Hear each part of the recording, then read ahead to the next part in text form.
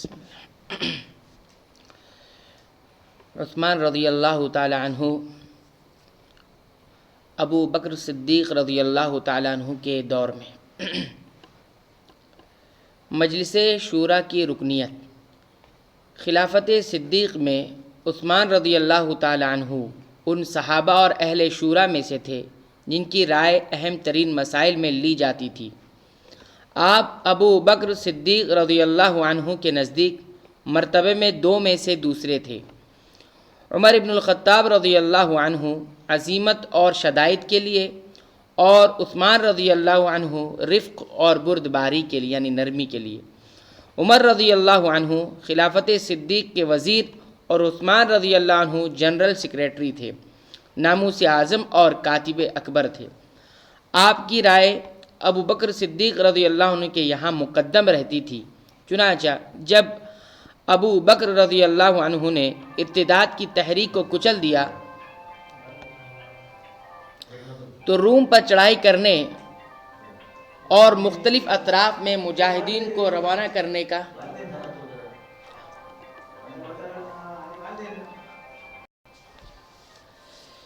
آپ کی رائے ابو بکر صدیق رضی اللہ عنہ کے یہاں مقدم رہتی، چنانچہ جب ابو بکر رضی اللہ عنہ نے ارتداد کی تحریک کو کچل دیا تو روم پر چڑھائی کرنے اور مختلف اطراف میں مجاہدین کو روانہ کرنے کا ارادہ فرمایا، اور اس سلسلے میں لوگوں سے مشورہ لینا شروع کیا۔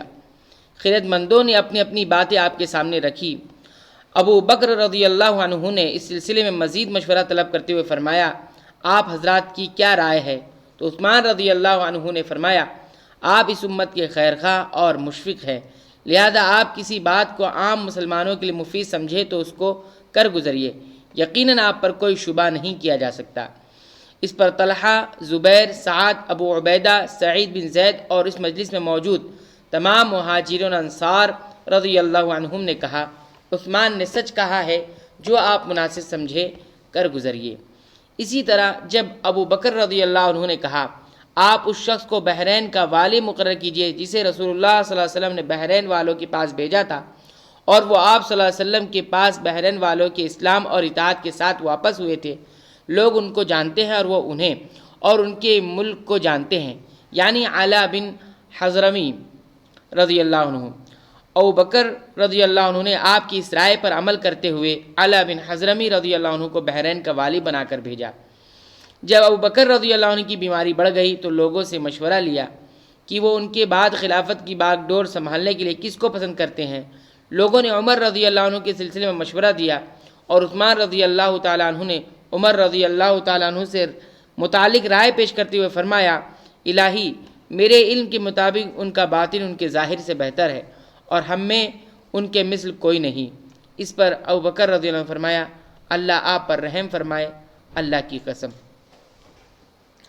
تو یہ تذکرہ تھا عثمان غنی رضی اللہ تعالیٰ عنہ کے ابو بکر صدیق رضی اللہ تعالیٰ عنہ کے دور حکومت میں کس طرح سے ان کا مقام تھا کہ انہیں مجلس شورا کی رکنیت حاصل تھی، یعنی جس مجلس میں مشورے لیے جاتے تھے اس کے ایک ممبر تھے اور سیکریٹری، جنرل سیکریٹری بھی تھے۔ اسی طرح اور بھی باتیں انشاءاللہ لکھی اس میں ہے، ہم اگلے درس میں اسے دیکھیں گے۔ اللہ تعالیٰ سے دعا کرتے ہیں کہ رب العالمین تو ہمیں صحابہ کرام کی سیرت طیبہ کو کما حقہ سمجھنے اور اسے دوسروں تک پہنچانے کی توفیق عنایت فرما۔ آمین۔ وآخر دعوانا الحمدللہ رب العالمین۔